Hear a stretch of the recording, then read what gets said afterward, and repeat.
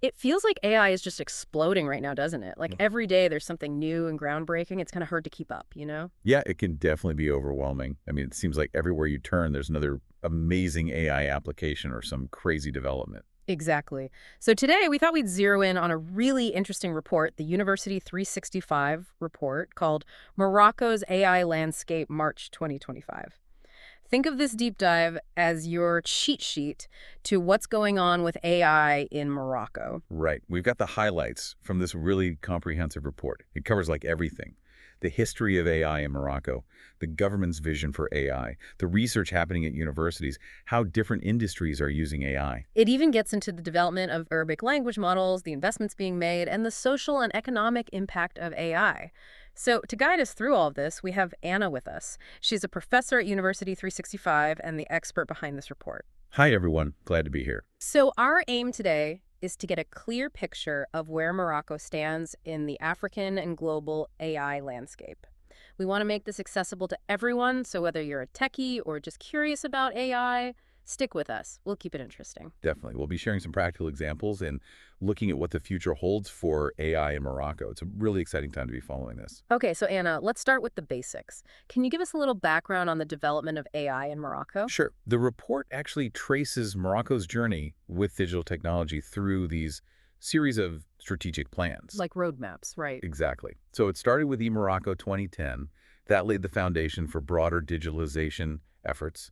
Then we had Digital Morocco 2013 and Digital Morocco 2020. It was really around 2020 that AI started to take center stage in Morocco's digital strategy. Interesting. So, what triggered this shift toward focusing on AI around 2020? Well, the report mentions that the COVID-19 pandemic played a big role. It accelerated the adoption of digital technologies in many areas like remote work and e-commerce, but it also exposed some existing social inequalities. So, it became clear that AI could be a powerful tool for addressing those inequalities and driving progress, right? Absolutely. So that led to Digital Morocco 2025 and the more long-term vision, Digital Morocco 2030, both of which place AI right at the heart of Morocco's digital future. Okay, that makes sense. So, can you tell us a bit more about these government strategies, specifically Digital Morocco 2025? What are the key objectives there? Well, they've set some ambitious targets for this year. They're aiming for over 85% satisfaction among citizens who use digital public services, which I think is pretty ambitious. Yeah, definitely. That's setting the bar high. Right. Another key goal is to make Morocco a top digital hub in Africa, which is huge. Makes sense. Morocco's in a prime location. Oh, yeah, definitely. And they also want to create a thriving startup ecosystem, aiming to support over 2,500 startups by the end of 2025. Wow, so a lot of focus on entrepreneurship and innovation. So, how about the Digital Morocco 2030 vision? What's the scope of that? Well, it really expands on those 2025 goals. They Yeah. want to create 300,000 new jobs within the digital economy by 2030, which is pretty incredible when you think about it. And they're aiming for a 170 billion Moroccan dirhams contribution to the GDP from the digital sector. And they're also aiming to have 3,000 startups. So, a pretty big commitment to the digital economy overall, and specifically to AI. It looks like they're betting on AI to be a major driver of economic growth, right? Exactly. Now, alongside all of this, there's also been movement on the regulatory front. Yeah, because with all this growth and innovation, you need some guardrails in place, Right. right, to make sure things develop Right. responsibly. So in April 2024, they proposed a bill to regulate AI, including the creation of a national agency for artificial intelligence. This agency would play a really important role in overseeing the national AI strategy. Sounds like it. So, what kind of things would this agency be responsible for? Well, the agency would handle things like addressing cybersecurity threats and the spread of misinformation, things like that. So, essentially, making sure that AI is being used for good and not for, well, bad. Exactly. By late 2024, they were already working on aligning their AI regulations with UNESCO's AI ethics guidelines. Hmm. And they're not rushing into things. They're taking a very deliberate approach. Right. The Minister of Digital Transition even talked about creating a dedicated entity, whether it's an agency or a committee, to really think through the digital, legal, and societal implications of AI, which I think is really smart. Yeah, it sounds like they're being really careful and thoughtful about how they develop AI in a way that benefits everyone. And of course, none of this would be possible without a strong foundation in research and innovation. So, What's the landscape like in Moroccan universities? It's incredibly dynamic. Moroccan universities are becoming real hotbeds of AI activity. That's great to hear. So, what are some of the areas they're focusing on? Well, smart farming is a big one. Researchers are developing AI algorithms that can analyze weather data, soil conditions, all kinds of things to optimize crop yields. That's really important, especially with the growing concerns about climate change and food security. Yeah, definitely. Another key area is healthcare. They're using AI for early disease detection, like analyzing medical images to identify potential problems sooner. Wow, that's pretty amazing. What about environmental sustainability? Are they doing anything in that area? Oh, yeah. AI is being used to monitor pollution levels, analyze climate data, things like that. They're really trying to tackle some of the most pressing challenges facing the world. That's fantastic. And are these universities working in isolation or are there collaborations happening? They're very much connected, both within Morocco and internationally. For instance, Mohammed VI Polytechnique University, UM6P, is a key knowledge partner for events like the Gen AI Summit. Oh, right, the Gen AI Summit. That was a big one, wasn't it? Huge. And there are also dedicated research and development centers popping up all over Morocco, all focused on AI. So, a really vibrant research ecosystem. Now, let's talk about the private sector. How are businesses in Morocco using AI? They're really embracing it, and across different sectors, too. They're realizing that AI can help them improve efficiency, become more competitive, all sorts of things. So, what are some concrete examples of how they're using it? Well, one initiative that really stands out is the Generation AI program. Mm-hmm. This is a partnership between CGEM, the Employers Association, EBRD, a development bank, and LinkedIn. The goal is to help 1,000 Moroccan SMEs adopt AI by September 2025. That's a great initiative, especially considering that PwC report, right? The one that showed that AI adoption among African business leaders was a bit behind the global average. Exactly. So this program is really trying to close that gap to give Moroccan businesses a boost. That's great. Now let's dive into some specific examples of how AI is being used in different sectors in Morocco. Starting with smart agriculture, what does that look like in practice? Okay, so imagine a farmer using a drone to fly over his fields. This drone has all sorts of fancy cameras and sensors that can analyze the soil, detect early signs of disease or pests, even monitor irrigation. All of that data is then fed into an AI system, which gives the farmer super specific recommendations. It can tell them exactly when and where to apply fertilizers or pesticides. Wow, so it takes all the guesswork out of it. Exactly. And that leads to better yields, less waste, and ultimately more sustainable farming practices. Which is obviously really important in Morocco, given the importance of agriculture to the economy. Absolutely. Now, how about we move on to healthcare? AI is transforming healthcare in really exciting ways. Okay, let's hear it. What are some of the ways AI is being used in healthcare in Morocco? Well, one area where it's making a huge difference is in medical diagnostics. They're developing AI systems that can analyze medical images like X-rays and MRIs with the goal of detecting diseases like diabetes or cancer much earlier than we can today. And earlier detection obviously means a better chance of successful treatment. Right, that makes sense. Anything else? Yeah, they're also developing connected healthcare solutions, which is really exciting. Things like remote patient monitoring devices and telehealth platforms that are powered by AI. So you can imagine a patient with a chronic illness being monitored from home. And if there's any sign of a problem, the AI can alert their doctor right away. So it's like having a virtual doctor on call 24/7. Exactly. And that has the potential to dramatically improve access to healthcare, especially in rural or underserved areas. Absolutely. Now, shifting gears a bit, let's talk about smart cities. How is AI making Moroccan cities more, well, smart? AI is playing a big role in tackling things like traffic congestion, which is a huge problem in many cities. They're using AI to analyze traffic patterns and optimize traffic flow. Imagine AI systems that can adjust traffic light timing in real time based on the actual volume of cars on the road. That's pretty cool. So it's like a super smart traffic management system. Exactly. They're also using technologies like QR codes for accessing public services and digital payment systems, which just makes things more convenient and efficient. Right. It's all about making city life easier and more sustainable.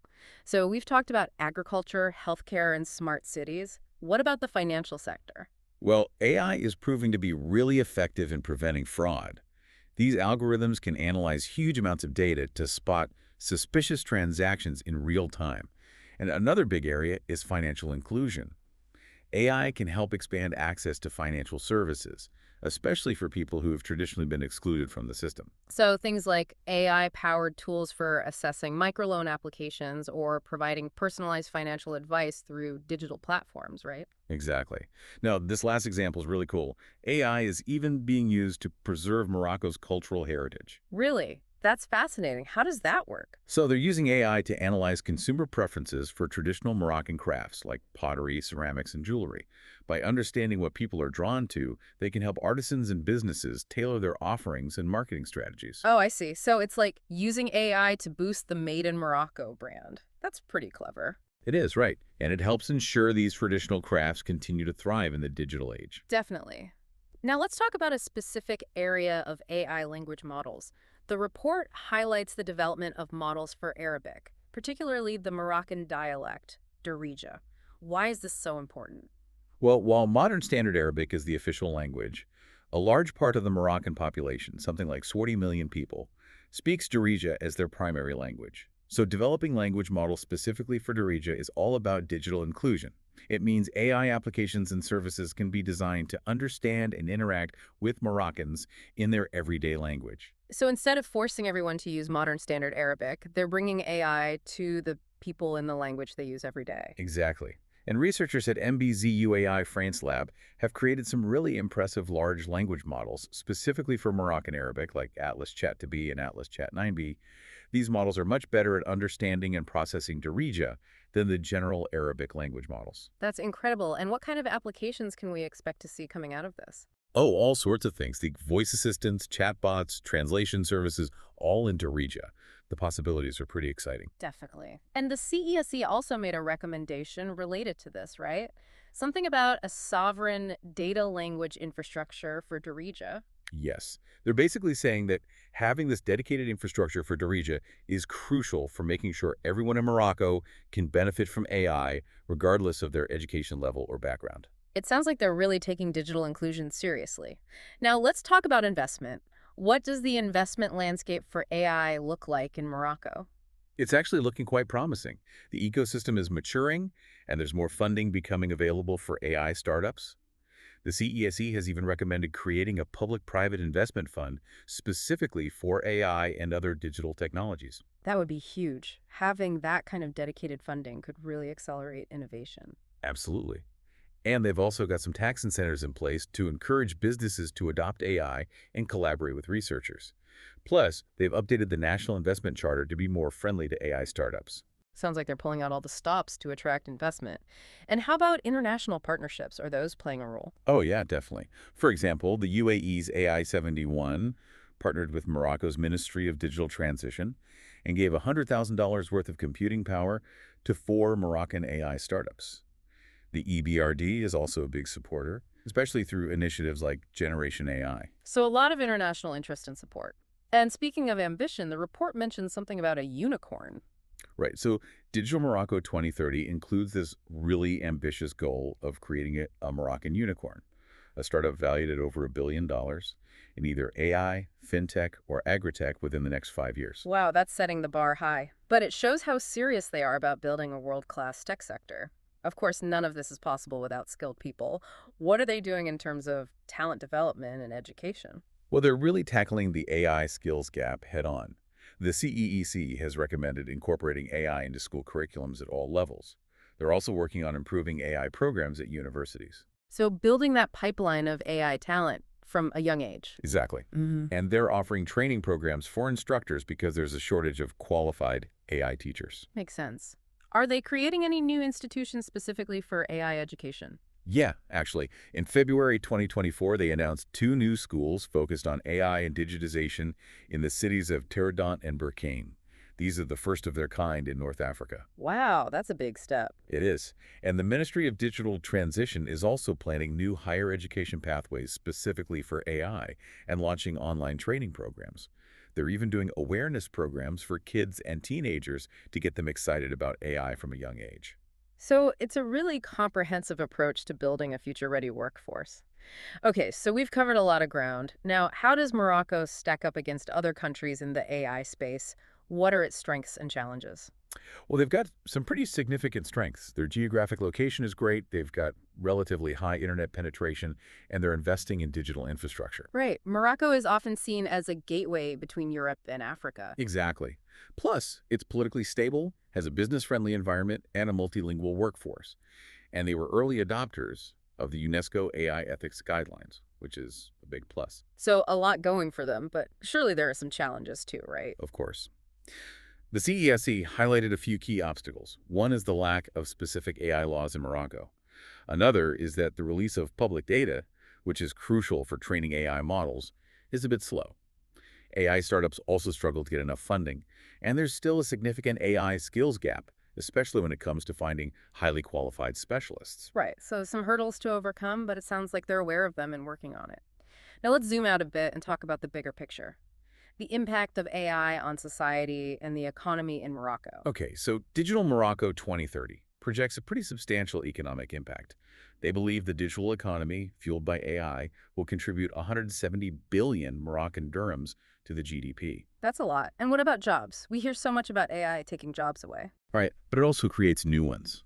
The goal is to create 300,000 new digital jobs by 2030. And programs like Generation AI are designed to make sure that small businesses benefit from this growth as well. So spreading the wealth, so to speak. And beyond jobs, what are some of the other social implications of AI in Morocco? AI is playing a role in promoting social inclusion.